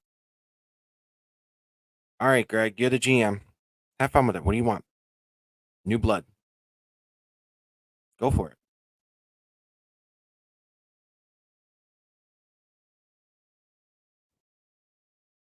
Tell me what you want. You guys tell me what you want out of this offseason. I've already said it on the show last year. If you trade everybody like everyone wants you to do, you're setting the Islanders back to something, honestly, back to 89 90, where the Islanders only make the playoffs 4 times in 12 years. Sorry. I hate to be that guy.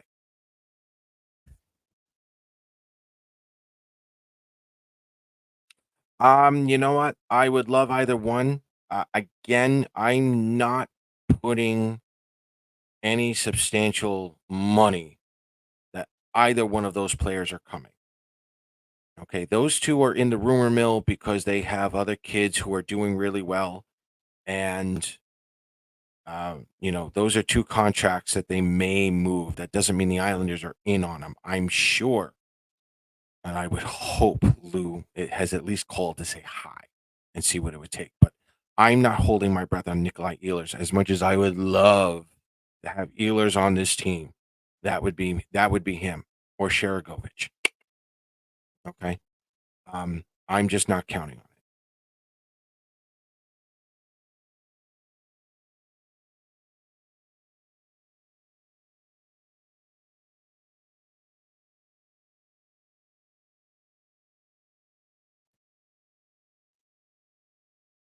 Fourth line winger, McLean and Fashion. Okay, fine.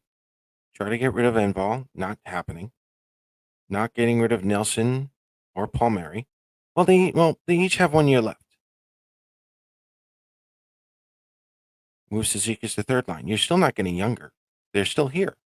That's not getting younger.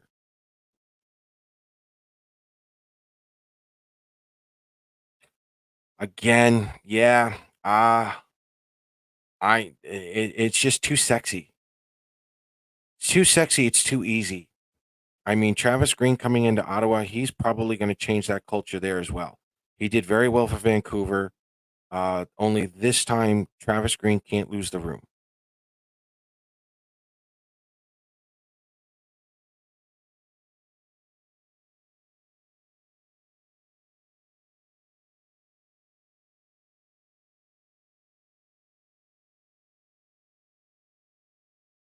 Ace goalie in the minors, get the Denver goalie in the third round, and hopefully a keeper with the first and flipper for a Granlund. Okay, I don't mind that. I don't know if Garland. I don't. Maybe, but I like where that's going. No, and this is why I don't think a 2024 first round pick for Ehlers will work. I don't think that's enough value. If we're going to have fun here, if we're going to go fun, I'm probably going 2023 first, 2024 first. Alex Jeffries probably gets you Nikolai Ehlers. Maybe a little bit more.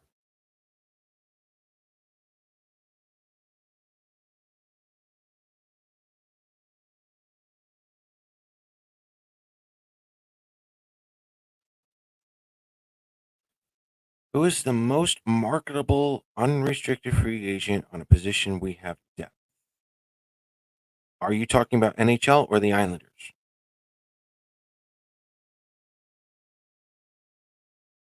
Brady Shea is already making $5 million. If we're going to go free agency of some kind, you're looking at $2 to $3 million. That's without trading JG Pageau. I know you guys love trading him at the moment, so I'm just having fun here. Right now, the most marketable, like in terms of like trade bait, Mike Riley. Mike Riley's value just went up. Yeah. And remember, guys, and again, I didn't bring this up before. During those exit interviews, Lou put on an absolute master class on how to hype up a fan base. He gave you everything and nothing. He said everything you wanted to hear. He gave reporters stuff to write for the next couple of days. But he's also said that before in the past. And he also said hockey trades. If he finds the right move, he's going to make it. If there's another team willing to make a move, he will make the move with them. Right? He did a master class at building up the hype, especially with Patrick there. As far as I'm concerned this summer,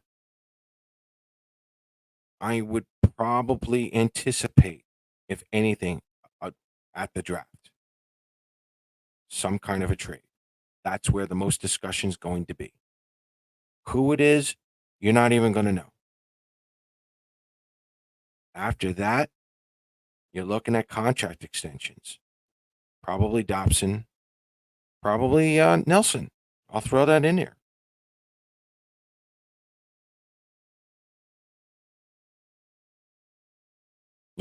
I don't want to say status quo because, again, Patrick does have a say in things at this point. But again, if you're going to look for any kind of activity, believe it when you see it and probably get a little more excited as you get closer to the draft. Riley as a waiver. No, I don't think so. I think he's earned this one. He's only 30. He's not dead.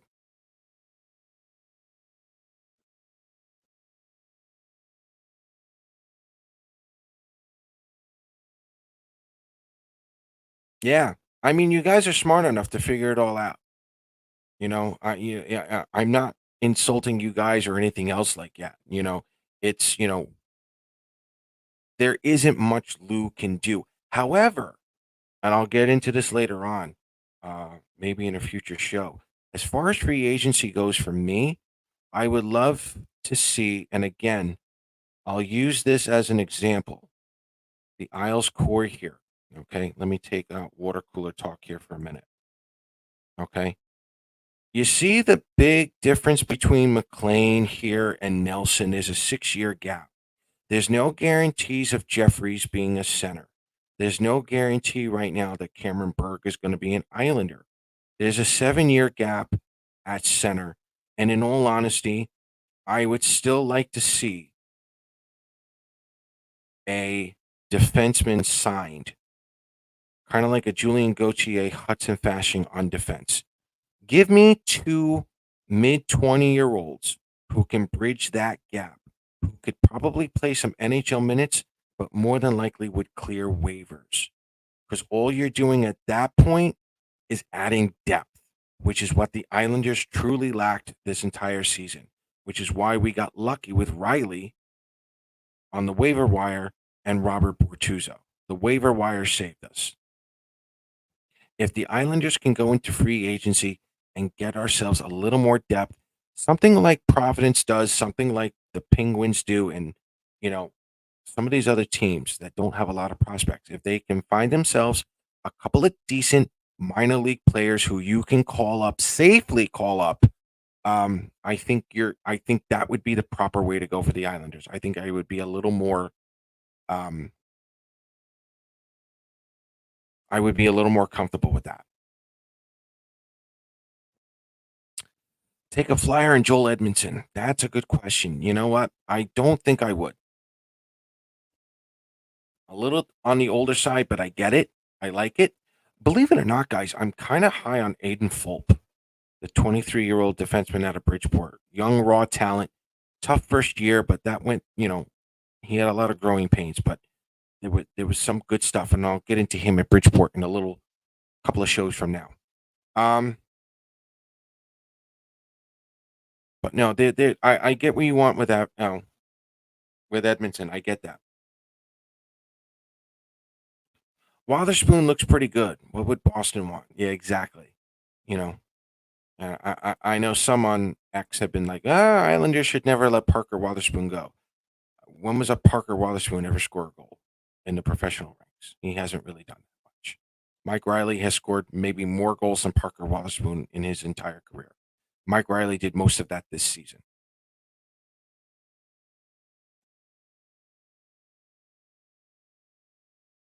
Look, if I'm going free agency or if I'm going to make a hockey trade, if Samuel Bolduc is not that third pair defenseman, I would at least want a defenseman who can do left hand, right hand, both. Get me someone with a little more versatility. Don't put Sebastian Aho in his off wing, on his off side. You know what I mean? Or you have Samuel Bolduc become the sixth defenseman and you find yourself a seventh defenseman who can play both left and right. But again, you would lose Mike Riley. So again, that's free agent stuff.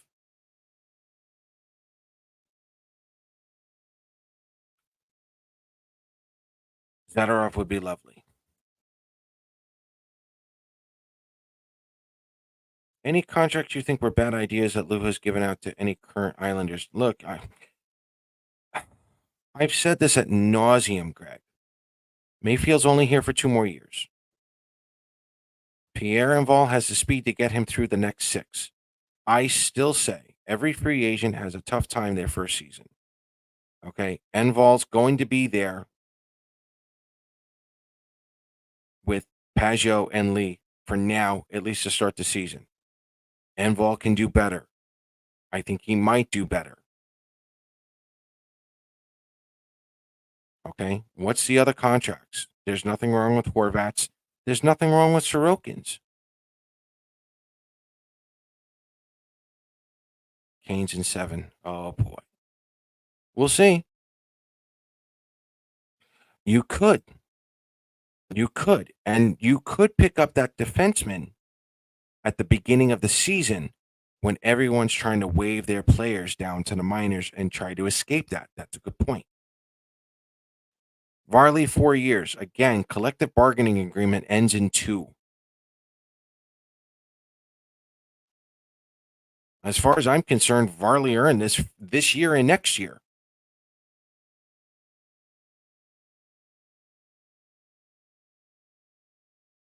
I mean, come on. He's earned it. What you need is to have Sorokin play a consistent season, not play 16 games in a row. That's why Holmberg got signed by the Islanders already. He's already that goaltending depth that I was hoping the Islanders would do. I want to see a little bit of defensive depth and maybe a center depth for Bridgeport where you can have call-ups and you don't have to worry about that.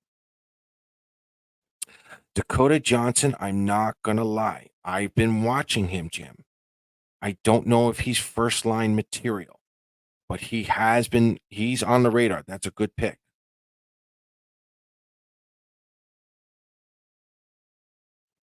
Yeah, and this guy's only played 318 games on a fourth line for the most part. So he's been out of his element. I still say, look, with Patrick Waugh, give him a role, give him the consistency, give him the structure, and then we're going to finally realize what we have in him. No, I don't see a 4 or 5.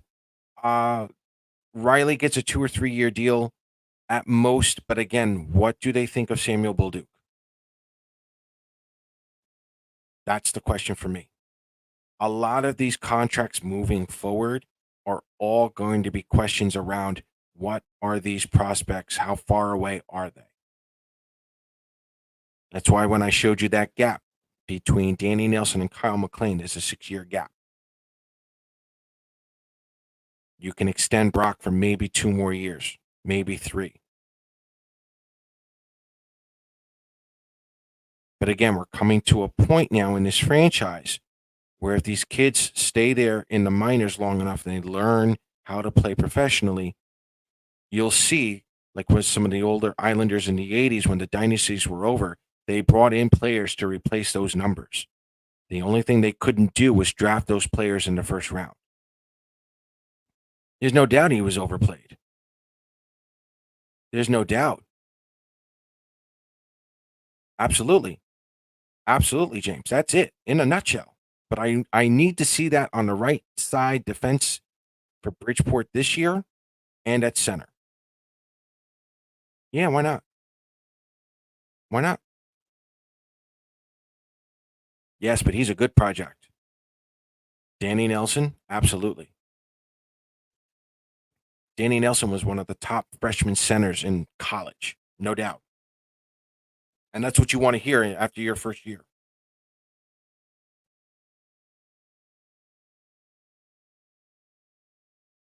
Look, you guys want to get younger. You guys want to retool. You want this, you want that, but you don't want to play the younger players. Why not? Sorry, guys. Come on, make up your minds.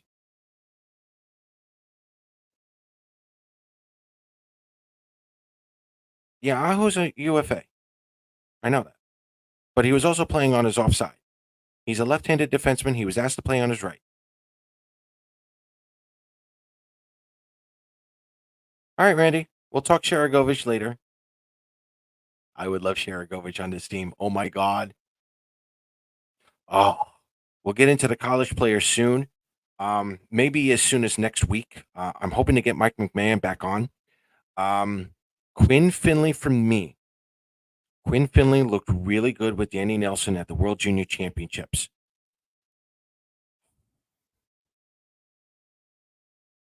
Another project. And again, you guys know me now. I'm critical with these guys. I'm a little more critical than most. I would love to see him do another year at Wisconsin. Another seasoning of World Junior Championships. And then we go from there.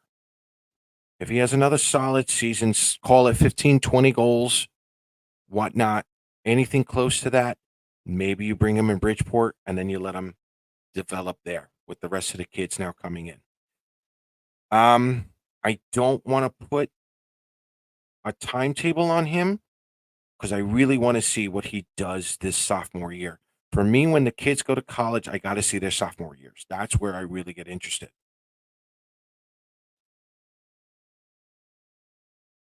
Yeah. I Sharagovich for me. Yeah. That would be great. Um, so my God, we went 2 hours. What the hell? We never do this. Yeah, again, you know what though? I don't know if we'd pull it off, but I wouldn't mind Kuzmenko either. I'm more of a Sharagovich fan, but Kuzmenko from Calgary, don't tell Randy this. Kuzmenko wouldn't be a bad idea either.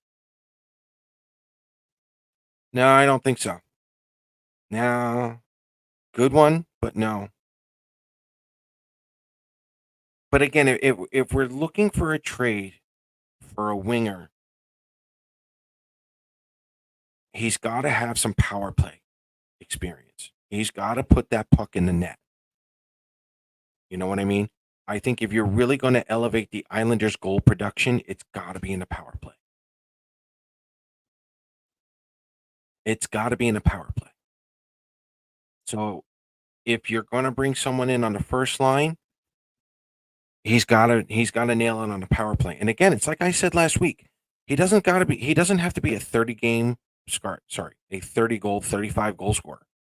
He can be a 20, 25 goal scorer, but if he can rack them up on a power play, bingo. No. No, that's a ridiculous contract.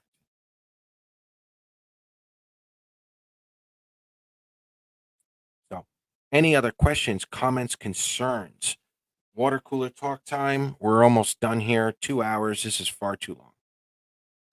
Yes. Yes. This is a swinging for the fence wild card one. There's no doubt about it. No doubt about it. I completely admit that. Olafson also interests me. Can he stay healthy? That's the big one for me. If Alex Jeffries or William DeFore had a little more seasoning in the American Hockey League, I would take a gamble on Olafson for 2 years. And if he were injured, then I bring up the kids.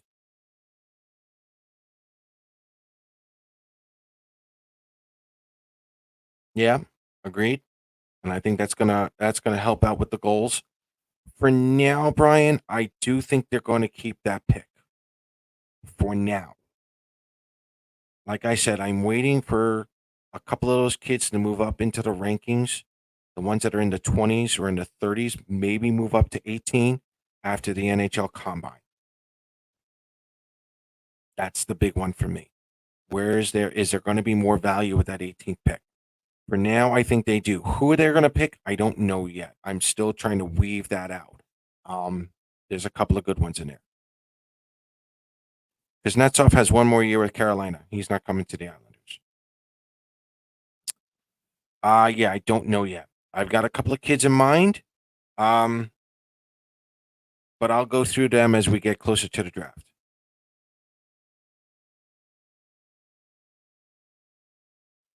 Believe it or not, I actually have my eye on one player. Actually, two. They're right-handed defensemen, but I don't know where they're going to land yet. And I'm also looking at a sleeper pick at number 50. Might be that center. I'm not sure yet. But again, all the info's coming in, so I have a lot of reading and research to do. Listen, boys and girls, real quick, if you haven't already, ChristineSt. If you don't mind, hit up her website. She's also on Facebook. These things are absolutely great. I love these things. These bracelets, men's, women's, they're actually stylish. I wear them for game days whenever I do go, whether it's Bridgeport or whatnot. Here's the proof. Really, really nice. Go on to ChristineSt. Use promo code IslesTalk for 10% off. She's been a great sponsor to the show. She's had a lot of responses, a lot of positive reviews as well. So make sure you hit ChristineSt. promo code IslesTalk for 10% off. And thank you again for all of your help in that. Adam Yurichek, maybe. Maybe there's actually two others I'm looking at as well. But again, there's been a big shuffle. And believe it or not, Randy and I have been talking about it as well. The consistency right now between, say, 10 and 15 is there. 10 and 16 is there. They're not going much further than that. Once you get to like 16 or 17, down to almost 27, almost 30, it's such a wide range. It's such a variety up there. Adam Yurachek is still in that range, but so is Sasha Boisford. Those two have been the most consistent. Emil Hemming is another one. They've been there between 16 and 20 for the most part this entire season. But Adam Yurachek right now, he's going to be the big one. Combine is going to be the big one. He has to come out completely healthy. If he doesn't, he's going to be the red flag and he's just going to drop. So I don't know yet on Adam Yurachek. What are you getting out of Adam Yurachek, boys and girls? You're basically getting a New York Islanders version to Devon Toews. 6'2", 175 pounds. Puts on 15 pounds of muscle. You're looking at Devon Toews. But Devon Toews is a New York Islander. Not as a Colorado Avalanche. His ceiling could be a top pairing. More than likely a middle pairing. Samuel Bolduc with Adam Yurachek. Yes, please. Yes, please. That wouldn't be a bad idea. But again, there's a couple of other defensemen that might I've been keeping an eye on. So believe it or not, I've been going down the 4th round, the 5th round, 6th round. I've been doing some research on them. There's a couple in there. So, haha, I appreciate it. Thank you. Yeah, no gutter balls on this one. So, yeah, listen, boys and girls, I hope you like this little education going back in history. But this gives you an insight as to why I have such crazy ideas about the draft, trades, and whatnot. What may or may not happen with the Islanders. Ironically, there's a lot of things that have happened that the Islanders have done that I was kind of hoping for. So I don't want to say hate Lou. I've never really hated Lou, but the methods on the way he's been able to literally restructure the team is what I've been hoping for now for years. So yeah, I will be a fan of Lou Lamoriello's moving forward, continue to be, but obviously for different reasons. It's basically saving this franchise, and getting it out of the financial hole that has been in here now for like the last 4 years. So, yep, great talking to you guys. Come again next week. Like I said, next week I'm trying to get Mike McMahon, College Hockey News. We're going to go over some of the European prospects as well. And maybe we'll dip our hand into Worcester. We'll go from there. So, again, guys, thank you for coming on. Been a great show. Love you guys. We'll see you next Wednesday. And let's go Islanders.